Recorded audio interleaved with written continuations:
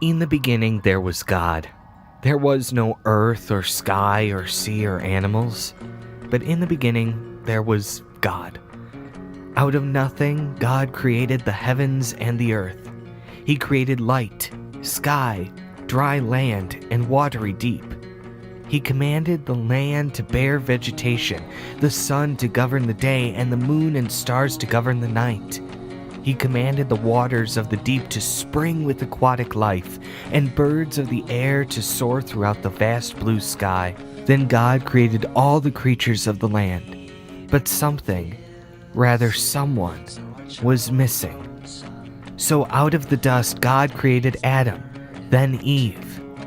Man is uniquely created among all of God's creation, for we bear the image of God, made to bring glory to Him, worshiping Him with our life.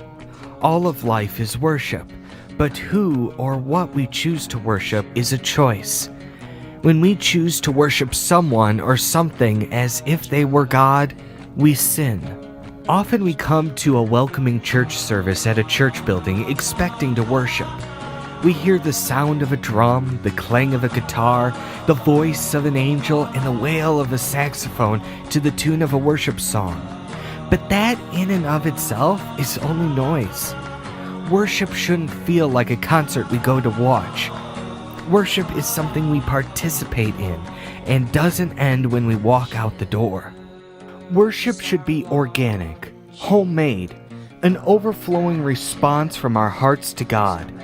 Instead of coming to church asking, "What can I get from worship?" we need to begin asking God, "What can I give for worship?" When we give back to God what is rightfully His, which is all of our life, we won't hold back pieces of it, but will worship Him with everything. Sometimes the best way for us to worship is simply by trusting in Him, even when we can't see Him or His path for our life. He is the image of the invisible God, the firstborn of all creation.